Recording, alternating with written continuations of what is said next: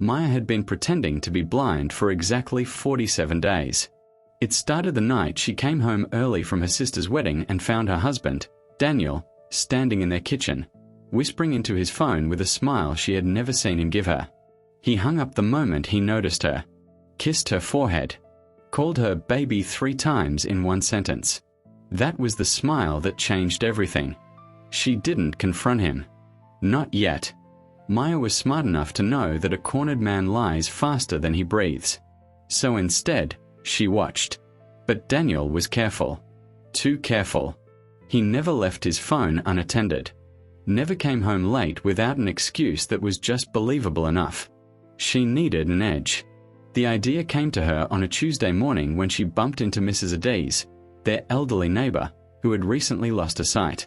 Maya watched how everyone around Mrs. Ades spoke freely, answering phone calls loudly, having conversations they'd never have in front of someone who could see them clearly. People are careless around those who cannot see. That evening, Maya sat in front of her mirror for 2 hours practicing.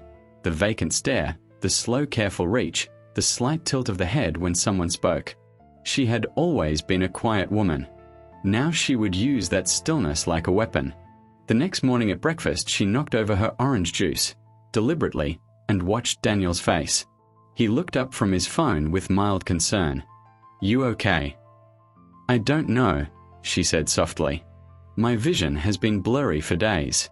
Everything looks foggy." The concern on his face looked real. But then again, it always did. Over the following 2 weeks, Maya deteriorated steadily. A doctor's appointment was arranged. She had already spoken privately to Dr. Kimi, her childhood friend, who agreed to play along. The diagnosis came back: sudden onset optic neuropathy. Possibly permanent. Daniel held her hand in the doctor's office. He cried.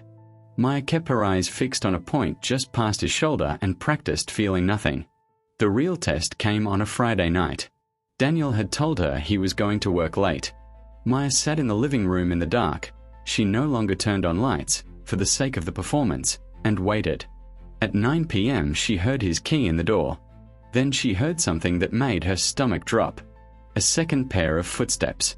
"She's blind. She won't even know you're here," Daniel whispered. A woman's soft laugh followed.